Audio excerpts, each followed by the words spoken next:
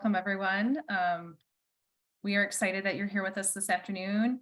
I don't know where you're at today, but it's been nasty raining all day at my house. So I'm glad that you're able to join us on this afternoon. I'm Heather Rottermond, and I'm an assessment and instruction consultant with Wayne Risa, and I'm happy to be with one of my favorite colleagues, and I'll let her introduce herself. Thank you. I'm Jennifer Snapp, and I'm an educational improvement consultant. And Heather is one of my faves. So we just like to say welcome, welcome, welcome, and make sure that you are in the right session, cultivating joyful literacy experiences through family and caregiver engagement. One of our colleagues, Dr. Laura Gabrion, also helped us plan this session, but she is not here because her daughter is getting married. And so she helped us plan, and her voice and spirit are going to be with us today, but she couldn't join this afternoon. All right, so here, just some reminders and our announcements. Please, please, please make sure that you are muted. We are recording. Consider wearing headphones if you have some background noise going on, especially when you're speaking. And take care of yourself. Turn off your webcam if you need to step away from your desk or wherever you may be. And feel free to use the chat bar if you have any questions. And just right now, go ahead in the chat bar and tell us a little bit about yourself. Tell us your name and what is your role. All right, so we have a little bit of everything. So first grade teacher, school counselor, kindergarten, elementary, good. All right, some interventionists, SEL, Title I literacy interventionist, fourth grade teacher, grades 1 through 5, drafting teacher. All right. See, a high school teacher. All right. So we have a great mix, chemistry. Oh, wow. High school. Wonderful. 4-5 split. All right. Training support coordinator. Wonderful. Pre-K. All right. So Heather, we have quite a mix going on today. Good to go. All right, so our time together, normally we see this as an agenda, but we're just going to call it our time together. So we're going to have a little connector, and then we're going to talk about what is family caregiver engagement and what is it that we know from research. And then we're going to try and give a few strategies to help support family and caregiver engagement. And Heather, I'll turn it over to you. Thank you. So we wanted to start, we always like to start with a connector, but we wanted to start with something that really grounded us in this really important work that is family and caregiver involvement and engagement. So I'm going to give you a moment to read the quote on the screen and think about how this quote resonates with you. Are there pieces of it that really stick out, things that you're really connecting with? And then we're going to use the chat, or I mean, we do have kind of a large group tonight, but we're going to use the chat. And I want you to include some things in the chat, the ways in which that you engage families in your school, maybe some challenges that you have experienced with family engagement, perhaps some successes that you've experienced. So I'll give you a moment to read. Think about the things that are really sticking out at you, that are really connecting with you. And then consider the ways in which you currently engage families at school, and what challenges and successes have you had? Katie says she uses Classroom Dojo and volunteering in the classroom along with family nights after school. Thank you, Katie. Thank you. Hey, anyone else?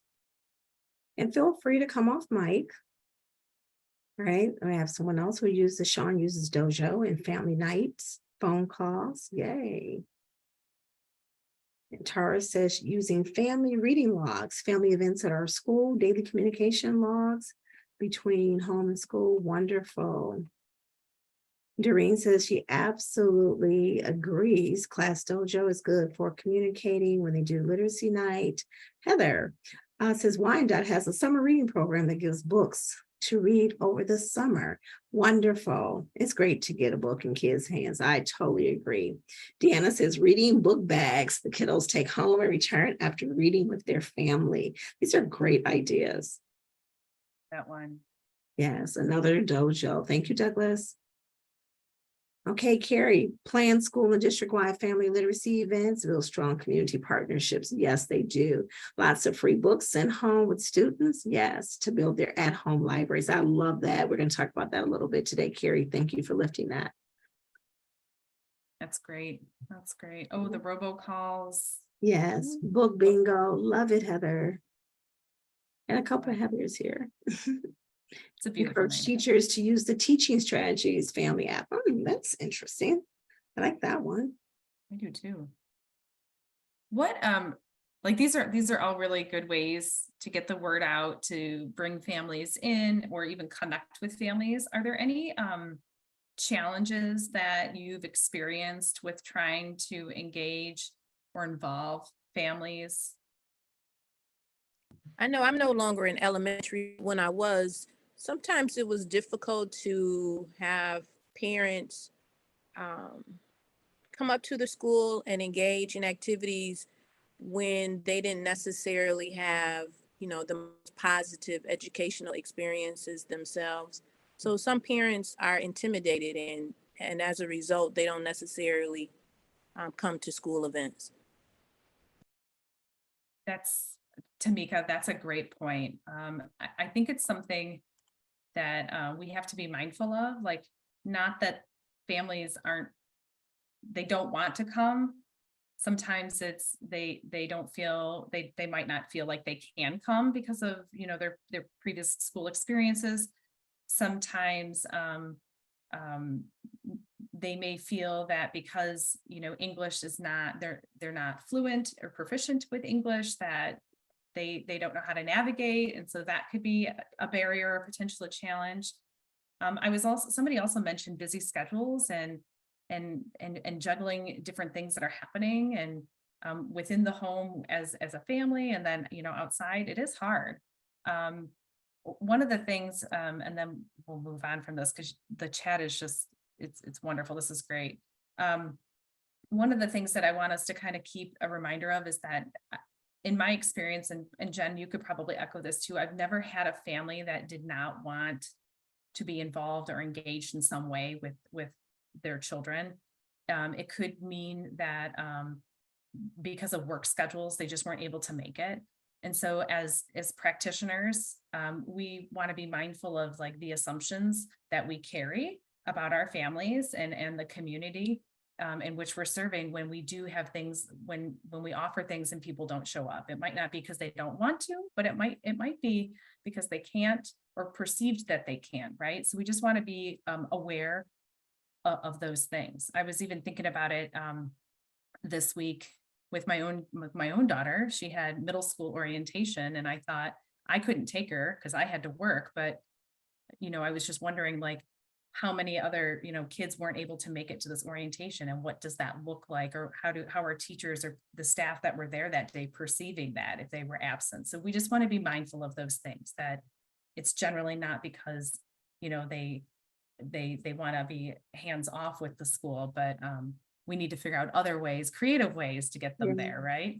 Yes, I agree, Heather. A lot of people put in the chat that time is a challenge for a lot of parents, and also translation. So sometimes we do have to think out of the box, like Heather said, and maybe do an early Saturday morning, literacy event or some way to connect with parents, and then reaching out to your, ISD when you reset to see if you can get some translators, especially for those districts where you have a high population of students who are multilingual. So absolutely. So if you're not aware, there is a document called that is kind of a companion document to our literacy essentials. It's called the School-Wide and Center-Wide Essential Practices. And Essential 8 parallels many of the things that you actually see in the literacy essentials. But Essential 8 really pushes us to think about family collaboration to support literacy and mathematics development. So we're even thinking beyond just like reading nights and book nights, but how do we help support mathematics too, or other things that pertain to the whole child. So one of the things that, and I'll drop the document in the chat if you aren't aware of this document, but it has been, it does span over the course of literacy and mathematics. So just something to consider, that they do have essential practices that are connected to the ways in which we engage and work with our families and caregivers.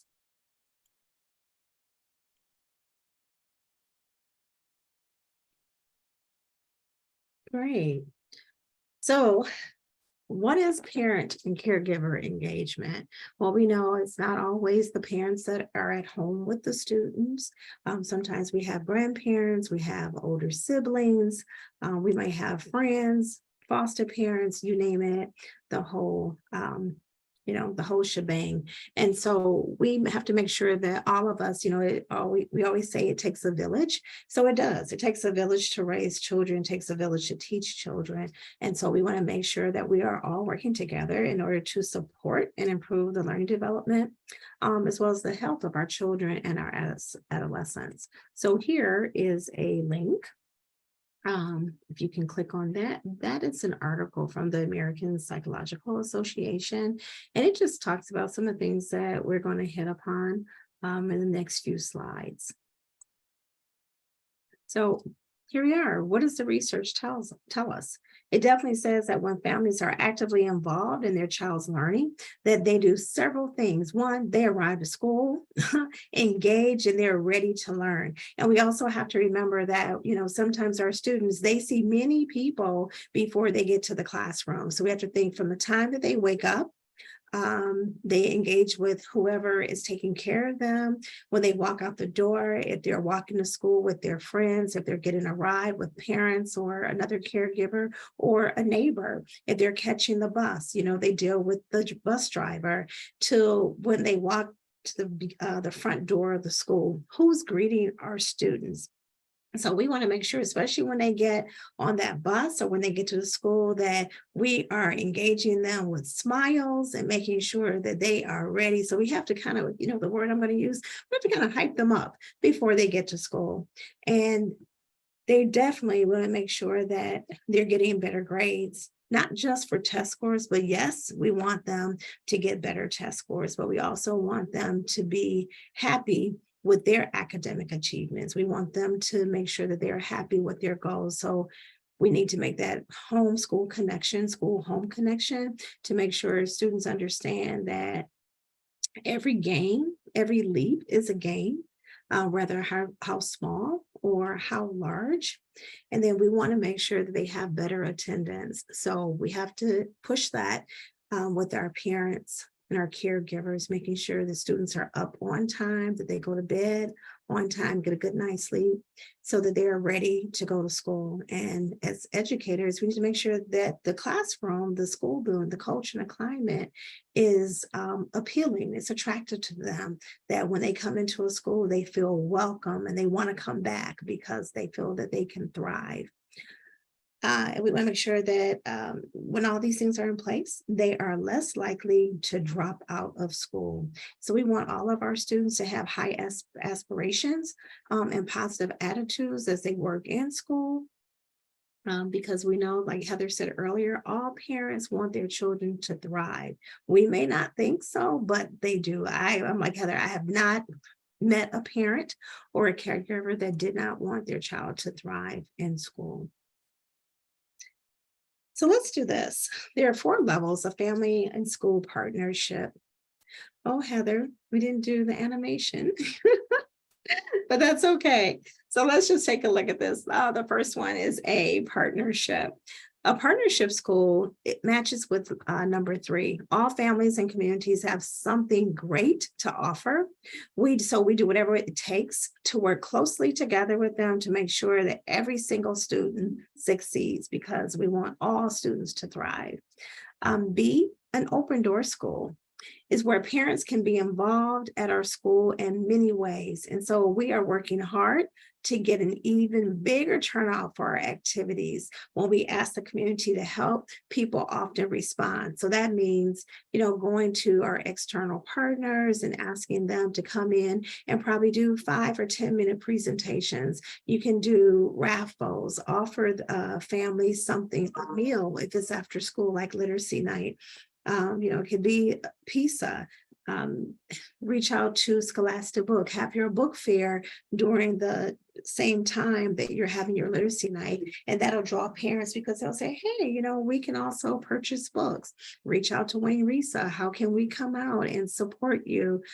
We've done some literacy nights where we took books, we took some activities so the children could have something to do. I'm just thinking we can also do like the portraits when people come in and they take the little photo booths. That's something that attracts parents, families to come out on those nights. C, come if we call school.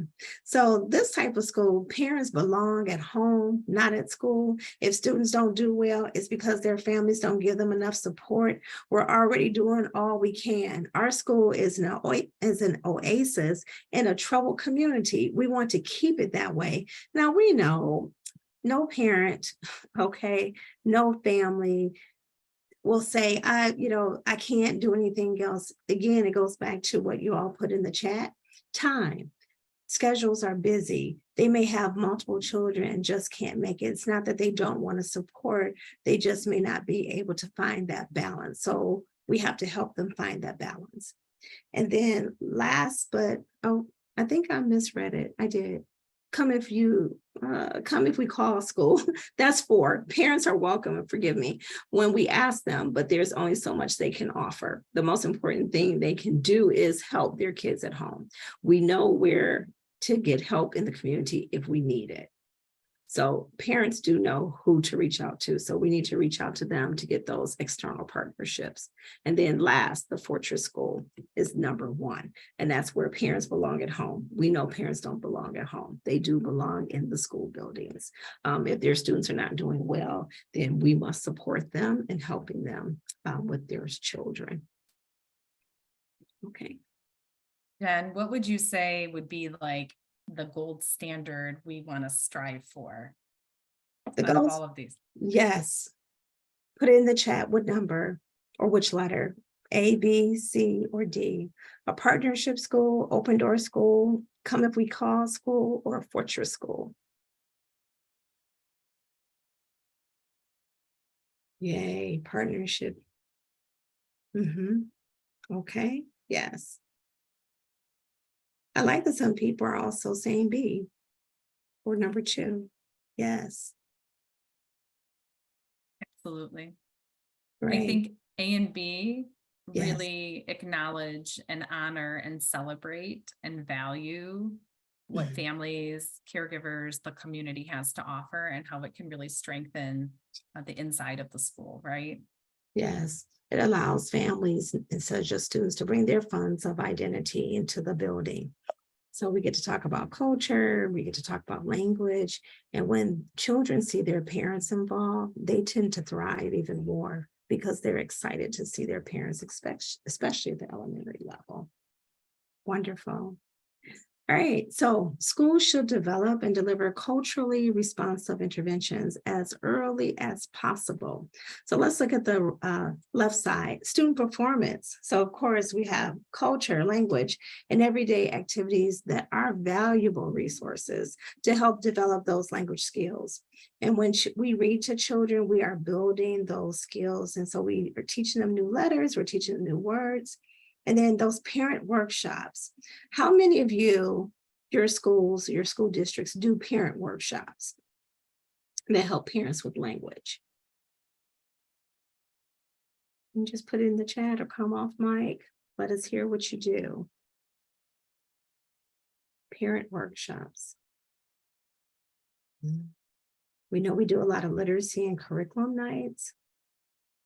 Well, sometimes it can be a challenge for parents to help their children at home, especially if there is a language barrier. And so think about having some parent workshops for those parents that are multilingual or the students who are multilingual. Great. So McQueen says our district does workshops, but not at school level. So how can we make it so it's at the school level so we can reach those parents right there in that community? Yes, workshops for families who speak another language. Exactly, Carrie. Is that what your school is doing? Yeah, one of our ELL support staff put together a workshop for parents to come in, and she works specifically with parents who really don't speak any English at all. That's wonderful. It's been great. Yeah, they really. I mean, I think the families appreciate it so much. I'm wondering, McQueen, how could you take that, your district, how could they take those workshops and then have the people who are conducting those workshops go to the local schools so that parents are more comfortable and they attend those workshops?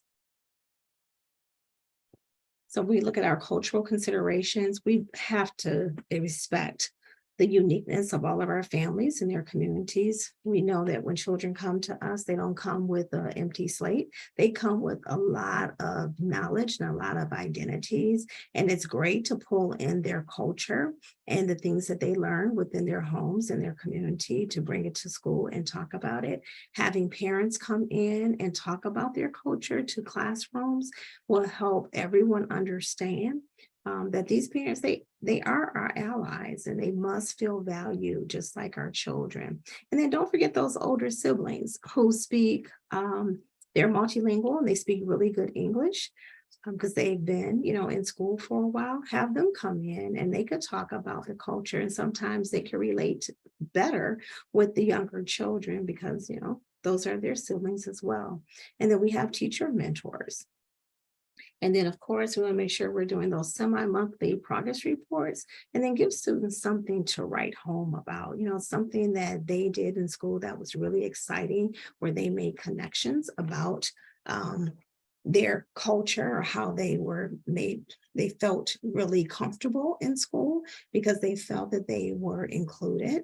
And then have them write about it and perhaps even present in front of their class. Yes, Tamika, thank you.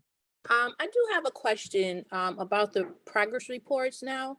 Mhm. I know I stopped doing progress reports and I'm at the middle school level Okay. because the expectation is that parents are using MyStar, and I'm constantly communicating that. Should we still be sending progress reports if parents have complete access to the grade book? Well, it's up to your school, it's up to your district. So I would say if they already have access to it and they don't want it, then no. But sometimes, semi-monthly progress report could be something like a quick note.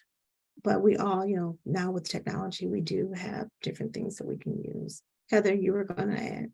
I think that's a really good point, Tamika, to make because um, even though we may think that they have MyStar access or, Power School access, maybe they don't log on or don't know how to log on. Or maybe they have connectivity problems with internet. So I always say that an LMS or a student information system really isn't, it can't be like the crutch for communicating with families, right? Like what Jen was saying, like even if it's just a quick note, an email home, even just sending a paper note home, like that will go, it will do wonders with the connection and relationship with families. I think it's hard to expect that families are getting on and logging on to to look at grades, because really grades, they're communicating things, but maybe it's not telling the whole picture of really what's happening at school, right? So I think that's a really good point that you bring up. I would also defer to, what Jen said, like whatever your district, if your district has a policy of how you communicate like progress of achievement to families, like certainly stick with that, but you could certainly send home a note, an email, quick phone call. Those things also do wonders for families. Right. And also, I just want to piggyback on that, Heather, that sometimes, like you said, we assume that parents are logging in, but they're not. Sometimes they don't think about it until it is report card time. And so we just want to make sure that we are reaching them by multiple avenues. Okay, you are most welcome, Tamika. Right, so now we know that all families have dreams, right? That their children do well in school, like I said before. Oh, okay, thank you, Heather. I'm sorry. We'll make sure that they succeed in life. Therefore, it is extremely crucial for our schools to have partnerships and open communication so that we can build those strong relationships. And we have to be collaborative. We all need each other for our children to survive and thrive. So according to a study of Chicago schools in 2009, they found that student performance was influenced by home, school, and community environments. And children come to school, like I said before, with these funds of knowledge and not empty slates. So here on this slide, we just have some family beliefs about academic success. Yes, all families have dreams. Do all of our dreams come true? No, they don't. But can we strive to reach those dreams? Absolutely. We do know that those relationships have to be strong in order for us to build proficient readers. And so we need to make sure that we're making those connections between home and school, that we're reading, and allow children to read what they want to. Sometimes, parents think that children can only read school books, but if they want to read a comic book, let them read a comic book, because we do let them read graphic novels as they matriculate in school. So that's good for them. It's getting something in their hand, it's getting text in their hand, and there are comic books that can be complex, can have complex text in it. And we want to make sure that we're building those trusting and collaborative relationships with our students as well as our families. When families, parents, caregivers, when they feel that they can trust you, they come and they talk to you, and so do their children. And again, respect, recognize their needs. What is it that they need? That they need, and what makes them different? What makes us different? Maybe it's not them, maybe it's us. Right, Heather? So now that we've kind of talked a little bit about the importance of why, like building our why, and providing with some tidbits of research and some of the things that we're striving for and some of the things to be mindful of, what could this look like? What could this sound like? And what could it feel like? And peppered throughout the presentation are pictures of Jen, myself, and Laura, as we supported a couple schools with their family nights, their curricular nights. And they were both instances that we'll talk about and that we'll lean on as the most recent, were wonderfully attended. They had siblings come in. Maybe it wasn't mom and dad coming in, but when we say caregiver, who's actually taking care of the child? So if they're in like a foster situation, perhaps it's the foster family that's coming in, but it was widely attended. And the feeling that from each of the family nights was so positive, and the energy was high. It was really incredible. So we're going to talk a little bit about like what that could look like, and then towards the end we'll answer any questions, or if you have other ideas of ways that you've found success, we'd love to hear those as well. So some of the ways in which you can really connect with your community and the caregivers and families that you're serving. One way is if your district or school has a community, sometimes they're called a community liaison or a parent liaison. And this person really works to connect with what is going on in the community. They often live in the community. They may have a business within the community, but they're really connecting with what is happening on a day-to-day outside of school hours. And they can be your ally to getting families to come into school, to kind of break down that some of those barriers of maybe not feeling comfortable at school. They are often trusted within the community, and they are well respected. So if you have somebody in this type of role, really lean on them, because they can draw people in, they can advertise an event for you, and use other means of like media to get the word out. We also talked about, and it was in the chat, using the robocall or sending home flyers. Those are also great ways of promoting whatever family or caregiver activity or night that you're having. As Jen mentioned earlier, having like a competition, sometimes that draws people in. If you're going to win something, even if it's, like taking home, the book at the end of the night, or something special like that. But we also were able to see how some of the activities kind of play out too. So if you have like a giveaway or a raffle, having those like peppered throughout the event to keep families there for longer than just the beginning. Once the raffle is done, they leave. But if you have maybe one at the beginning, one at the middle, and one at the end, families tend to stick around. Also using maybe like a passport, where if you have different stations set up, you could have families get a little sticker or stamp that shows that they came to your station and they talked with you, or they did the activity with you. And then you can stamp it, and then they can turn in their completed passport for something at the end. Can I jump in real quick, Heather, about the Yeah. passport? Because I saw that we had some high school people online. That was a way for those high school students to get extra credit, the passport stickers. And that was part of like not forgetting those adolescents, right? Like just as important in the elementary, but we also know how important it is for family caregiver engagement and involvement at the secondary level too. We've seen schools have like a photo booth, or have like a backdrop, and you can have little props and you can take photos, and they had somebody there kind of professionally taking a photo, but you could certainly have kids use their devices, so you wouldn't have to pay somebody. We saw a book hustle, so there was some movement involved, and music, and games attached with getting books, receiving books, but also getting to connect through dance and song. We've also seen like keynote speakers. So at one of the schools, Jen and I were privileged to be and honored to be the keynote speaker for families. So we talked a little bit about the importance of shared read alouds, and talking with kids at home, and thinking about ways in which to get kids talking, and writing, and literacy, and learning some of the history of where they're living, and their family history. So we're happy to do those things too. Also providing dinner.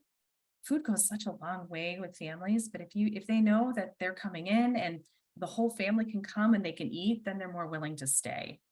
And then even thinking about like leveraging those other partners. So thinking about your local libraries, maybe higher education, thinking about maybe having like somebody dress up as a book character, engaging with maybe some of your fine arts advisories or committees that are in the community, even like the Department of Health and Human Services, having them come in. But the list can go on, but just thinking about not just keeping it inside the school, but also bringing in those community partners so that it truly is a school, community, and family caregiver connection. So couple of things that we did at one family caregiver literacy night was we brought in activities that could be done school-wide and could be differentiated between the various grade levels, even birth through kindergarten and pre-kindergarten. So we had families that would bring siblings and they would want to engage too. So some of the things, simple things that you can get at, the dollar store, you can buy in bulk from like Amazon, things like modeling clay and using the clay to create something and then have kids talk about it. Or they could make letters out of the shapes, or shapes and letters out of the clay. The shaving cream, though I'm fairly certain this teacher was mortified when I brought out the shaving cream in her classroom. Um, Kids really loved the it. rice. I think it was the rice that did it, Heather. It might have been the rice. It was messy, but it was fun. But kids can draw. They can write words. We were doing guessing games with different words and sounds with the rice or the pasta trays, and the shaving cream. Lots of different ways to get it in. But also, these are things that families might have at home. So if they see that it's being done in the school, it might be a strategy that they pick up and take home and they do with their students at home. And then the sidewalk chalk was just really taking school to the outdoors, right? Like kids can write, they can leave messages, kindness notes, all sorts of things. The sky's kind of the limit when with sidewalk chalk. And then the sentence strips we used in a couple different ways. We had kids write down things that they could like topics of things that they could write about later and stick them in mason jars. We had kids write their names. It just could depend on the grade level that you're working with, or the grade configuration. But any of these are widely available, very inexpensive, probably could be covered through like a Title I budget if you're doing a family night. But just thinking kind of outside, like of things that don't necessarily look school related, but things that families might even have in their house. In fact, the rice I had at home, and I put it in the Tupperware containers and brought my cookie sheets. So simple things like that. Okay, so we talked a little bit about the modeling clay. And these are just some other things, like you could have kids tell stories. I've done metacognition things with modeling clay. I taught middle school and had kids like do think alouds and with what they were making. So that really it can span K-12. Here's an example of a student with the shaving cream, the rice trays. Don't forget about the magnetic letters in the trays. We did those as well. And you can do for your K-3 students, you can take little tins and get the magnetic letters, and you can raffle off maybe 3 of them, and let the kids play with them and then raffle them off. That's really good because that's something that parents could buy, like Heather said, the dollar store, and it could be something they can use at home. Here's the sidewalk chalk. So adults can engage in it as well. It doesn't just have to be the children. So if you're really wanting to, foster some of those relationship things, you can show families how they can connect some of the language and literacy pieces at home and outside. The mason jar, this was Jen's idea, and I thought it was absolutely brilliant. But kids could jot down some ideas or topics and then put them in the mason jar for later. And then maybe during the summer, you can pull one out, you can talk about it and then write about it. They could write a story about it. But it's nice that it's kept in a mason jar. The mason jar could even be a way to collect artifacts. If you're talking about something maybe outside or something in the home, you could put something in it and write about it for later. And then another strategy is to have families share their experiences around literacy and language through the sharing of a favorite memory or maybe some storytelling. These are our mine and Jen's memories that we have. Mine as a kindergarten student, like I remember this was the book that I constantly checked out was my red umbrella. But that could be something that you could ask families to come in and share, or it could even be a station where parents or caregivers are just talking with their children about some of the things that they remember about storytelling or their favorite book. Another idea, if time and schedules, because of busy schedules, is the one book, one school. My daughter's school actually did this kindergarten through 5th grade. Each year they selected a book and they had a theme or a message, a central message around that they were really generally related to character development or empathy. And generally it was always tied to like a call to action something that they wanted kids to get out and do something within their school community, within their own community. But what was really nice is that the book came home. We could read the books at home. There was a schedule of reading, but if we couldn't read the books at home, there was always a way to get the message at school too. So that next morning, teachers would do a recap of what the story was about in case you missed a day. But there was always a good message. It included a call to action of something larger outside of just the classroom or the school. But there were also field trips that connected what they were talking about in the book to experiences. So really trying to build up knowledge, empathy, kindness, character building. So you could really do it in a lot of different ways. This was just the one way my daughter's school did it. And these were the books that were selected as she was there that we read as a family. Yeah, thanks, Heather. You hit on something really important that I wanted to talk about a little bit more. Our family field trips. Encourage your parents to take their children on field trips. Sometimes, we think that that's only something we do at school, but you can, think about countless things that parents can do with their children, even if it's just going on a nature walk in their local community, and then writing about that. So this is from a presentation Heather and Laura and I did at one of the schools for their literacy night. And it's just some ideas that parents can do with their children, like, hey, curl up with a good book instead of watching a good movie, sit on the couch and, you read a couple pages, have a child read a couple pages. Cooking. Sometimes we forget about cooking, but cooking is reading because you have to read the recipe, and then it's also math, it's also science. And so we want to think about all the different content areas or in high school, the disciplinary literacy. When you're in the car with them, play games that involve reading signs, reading license plates. How many of you remember that on field trips when you were with your parents? I'm dating myself, but you know how you're in the car and you look at the license plates and you look at the different states, saying how many states you can get and all those other great car games. Make sure that children they have a comfy spot in the classroom, especially for our lower elementary students.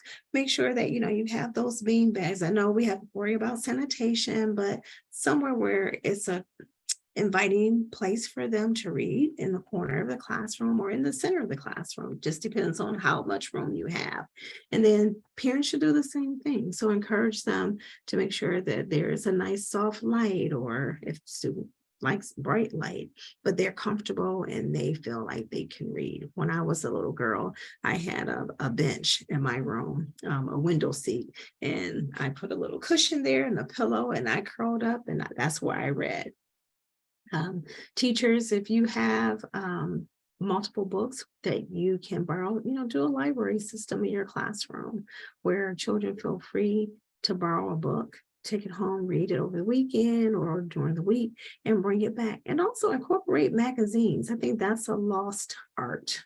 We don't see magazines often, but there's still some out there. Scholastic, I believe, still has some.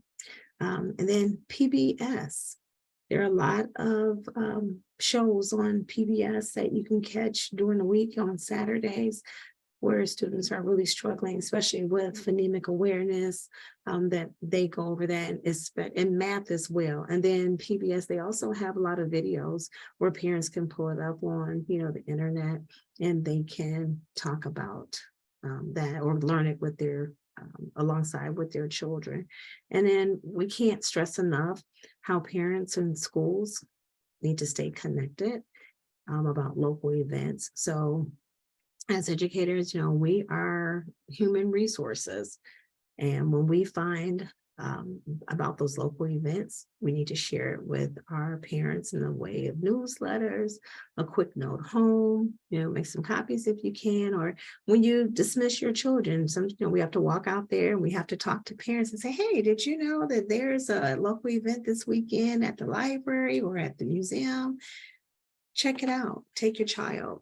And then librarians at our local libraries, and we still have those in our communities.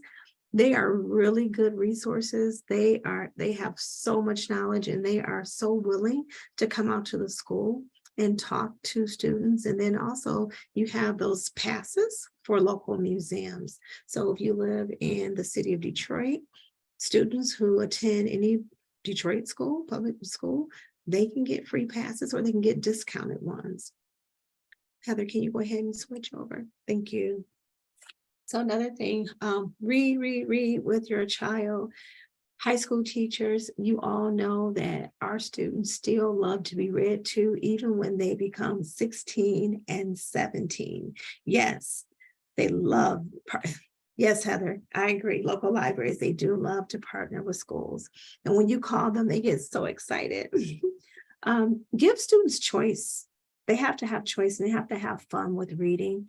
So do a survey at the beginning of the school year to find out what type of books your children, your students like to read, and see how you can incorporate those books into your classrooms. They also like book series, and that's at all age levels. And as I said earlier, they have those graphic novels. So we need to give our students an abundance of reading material in order to build their stamina in reading. Right. Fun writing activities. Heather already talked about the mason jar, and those are just, different ideas that you might have, the students might have, and they can put that in there. And when they're bored on a day like today, when it's rainy, right before school starts, you get them back involved in writing, and they can pull out. And it could be something they may have written, a summer activity or a summer trip that we did. And now it's time, I can write about it, because I'm not outside or I don't have anything to do. And then those community gardens, get our children involved. How do they have them write a proposal or have them write a journal about what they would do, a journal topic, what they would do. Yes, definitely get those caregivers engaged in that writing station. And then we can do a scrapbook with our students. You don't have to buy the scrapbook materials. Let them draw, let them color, let them have fun with it. And then bring in the adolescents. How could they help their younger siblings? Or I'm even thinking with high school students to get their credits for high school, come in and volunteer on those literacy night, curriculum nights. That's a great one. And then, of course, I'm a foodie, so create a cookbook. Find your favorite recipes, their favorite recipes, and then let them write how-to books or recipe books. And then my favorite one, take a visit to the library. There are so many things that they can do at the library. Now, the take-home backpack, the last time I checked, it was for adults or teenagers, but I'm thinking that this could also be done for students, where you can get a group of students and they can all check out the same book, take it home, and they can have some type of item in there that connects with the book, maybe some type of stuffed animal or some type of object, and they can read the book and then they can write about it. And it's also like the take home backpack. It's more like a book club. So those work really good for children. And book clubs don't always have to be in person. They can be virtual as well.